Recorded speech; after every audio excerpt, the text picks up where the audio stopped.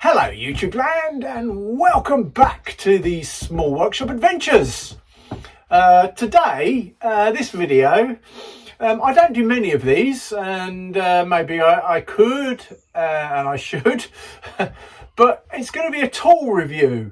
So I'm going to review my Zipper pillar drill, my Z1-STB 16T. So we're going to review it and see how we get on. And for those of you that might be either have got pillar drills or are thinking about getting a pillar drill, you certainly can't miss this in the workshop. You can't lose it, not with the colour it is. And it could be very Marmite, the colour, but I quite like it actually. It's all right. Extremely, what would you say, pea green, a luminous green, very bright. But anyway, the Zipper pillar drill. So we're going to do a little review of that and see how we get on. So here we are in the workshop. That is the pillar drill, the Zipper Z1-STB 16T. And there you go, Zipper. There you go again. So we're just having an overview of how it looks. Oh, it's a nice little benchtop pillar drill. Sitting there quite nicely. It has a home over the other side, as you've seen in some of my videos. It has a home over the other side, and for small stuff I do use it over in its home in the other corner of the workshop, but lots of times I just lift it over, which shows how portable it is. It's not particularly light, but it's easily manageable just to take it over and lift it over onto the bench. So we're going to just review it and see how we get on. First of all, we're going to look at the footprint, the dimensions. So, and if you're anything like me, particularly if you work in a very small workshop, then footprint, real estate is really, really important when you're thinking about tools.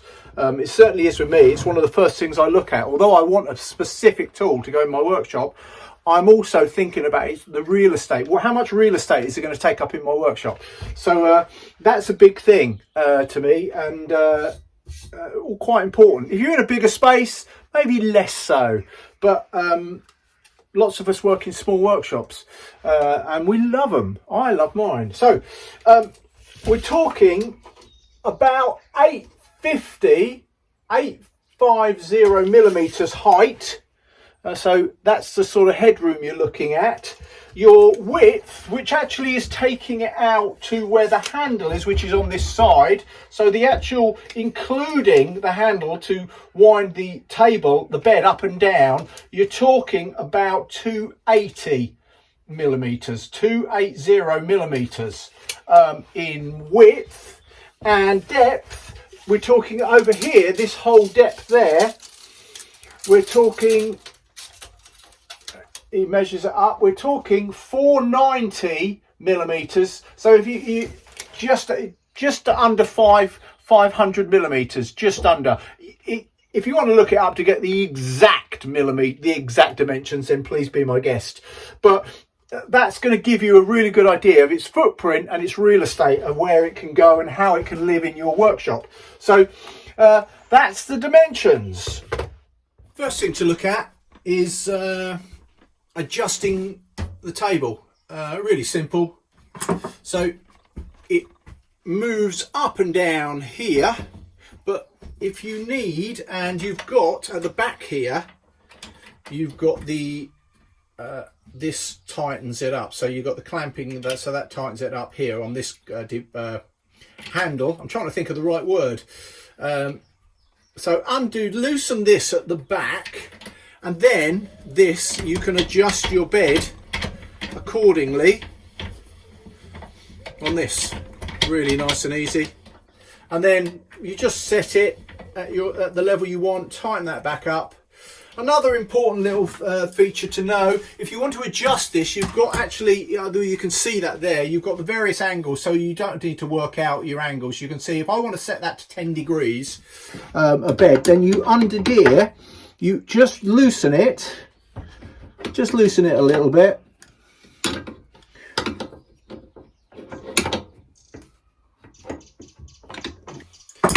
and just adjust it. That's now set to 10 degrees or 20 or 30 or 40 or 50 degrees. If you did it at that, you would really have to clamp it on. So you can move the bed both ways down to about 50 degrees, but both directions. So for purposes of the video, we're going to set that at 0, so it's flat. So we're just setting on the mark. There's a little mark there, green mark, same colour as the pillar drill, and just set that on 0, and then you just tighten this up.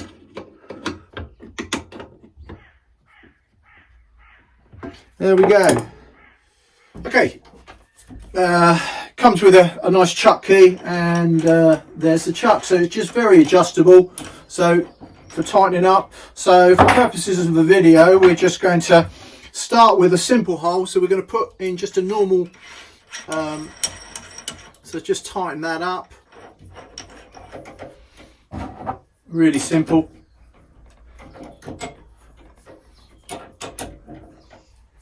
And just go around the 3 just to give it, that's plenty. Okay, we've got the safety guard down, and we're just going to drill a nice straight hole there. So the down round here, this side is with the on and off. I'm not showing you that, we can look, but you've got a nice big, and you've got a safety as well, that you can put the whole thing on safety. So we're just going to start her up.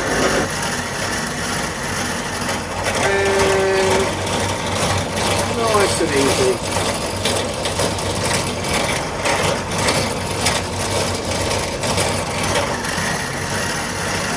A nice straightforward hole, absolutely perfectly at 90 degrees. And that's the thing about pillar drills. If you need to, something needs to be that you're making, it absolutely needs to be vertical or at a perfect angle every time, then you cut a pillar drill is the way to go.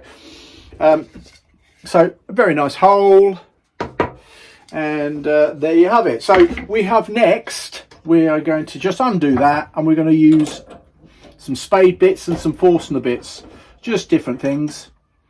Let's turn it off. I'm messing around with the chuck. Safety.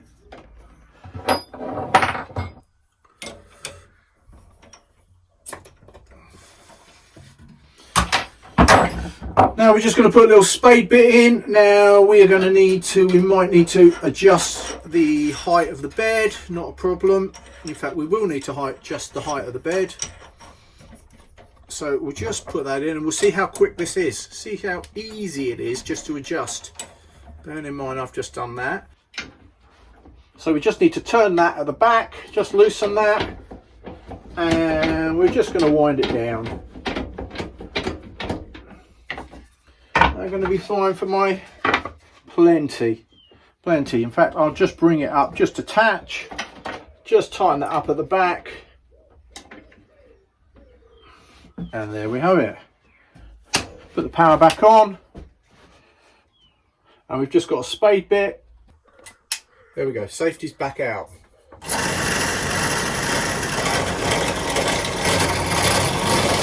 we're just making a lovely Spade bit there.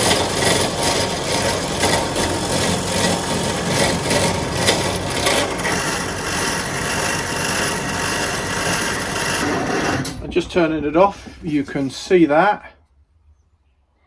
If you needed to, it helps to clamp these down. So if I was to just grab a clamp, I use, coming round, I've got some of these, so you can just clamp your work on. So you can see that if you need that to be absolutely perfect, that would be bigger, but you can clamp your work down. You can get a fence on here, you could, and these are really simple. These are just steel forged. Another really tool review, isn't it? I suppose I use these. The grip on that is incredible, but I'm sure we've got lots of those. But it's just helpful to clamp it down, this side. So we just clamp that on. That's not moving, and then we're just drilling down.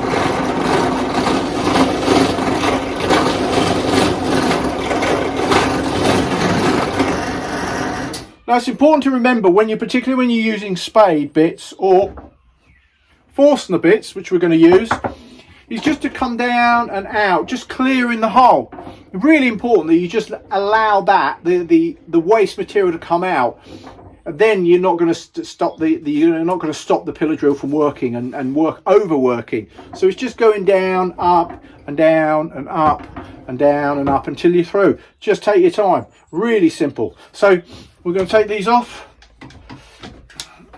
Safety on. Now it won't work. Pressing the start button. And then we are just going to take out the spade bit. Just a chuck there again, chuck key. Now we're going to go really big this time. We're going to put in a really big Forstner bit. There you go. This one is 35 millimeters, 35 mil. Tighten her up.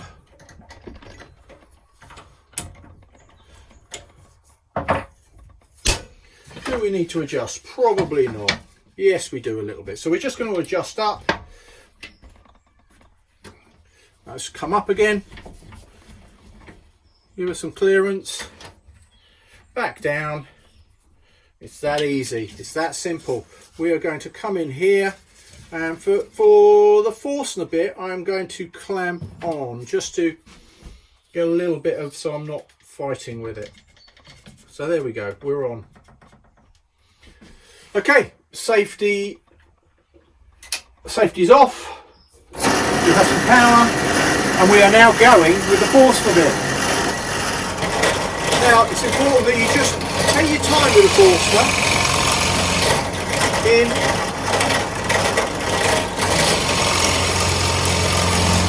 Don't overwork the Forstner bit when you're on a pillar drill. Don't overdo it. Take it in, bit at a time. Taking it down.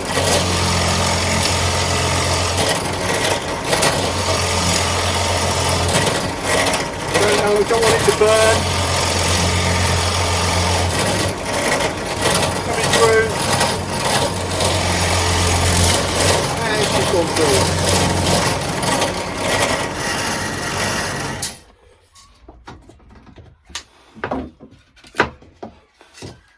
And there's a bit of breakout. And now if you wanted to sort out for the breakout, then you'd have a better piece of timber underneath. But there you go, a little bit of breakout, which we could sort out. But you can there are many ways to sort out breakout.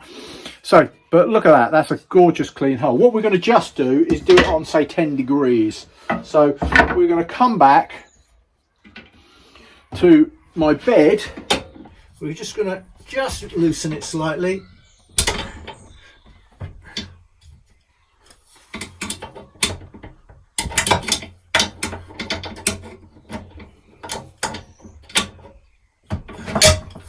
There we go. I'm just going to take it down to 15 degrees, I've decided. Let's live dangerously, shall we? Right, she's on 15 degrees. And this is where you do need, if you're cutting at 15 degrees or any angle, you do need to, it's important that you give it some clamping. Or do I always clamp? No, I don't always clamp on, but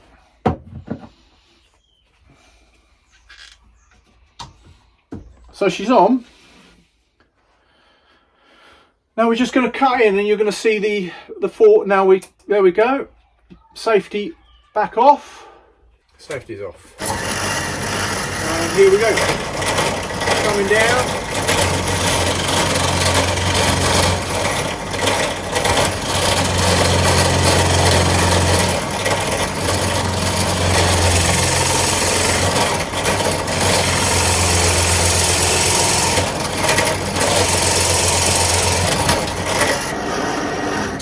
Now, for purposes of the video, I haven't gone all the way through, just to show you the angle. So you can see that. So there we go, 15 degrees. So you can cut perfectly on the pillar drill. It's a great little unit. I love it. I use it actually quite a lot in the workshop. So it's a great piece of equipment. Okay, coming to the next bit, which is changing the speed. Now this is where, look, it shows you there, I don't know if you can see that on there, you've got various different speeds. You can have this from 420 up to 2,700. It helps if I get the camera, won't it? You've got 420 per minute up to 2,700 per minute. So first of all you do is you get supplied with this lovely little Allen key, and you just undo that there, just make that happen to get in, because most pillage reels like this are changed in the top. So we'll just lift that up. So you've got there the workings of the belts. This one has got 2 belts. You then undo these. So you undo this, you undo them. I'm not actually going to do it at this point, but because it's set, but you undo this one, which will then release the tension of the motor, which is here. And you undo this one at the back there as well. So you release the tension of that. That will then enable you to, and you can see also on the top there, you can see also on the top that up here you've got the various positions to place the belts. Once it's been, this has been, the tension has gone, and then you can actually put this, change the speed.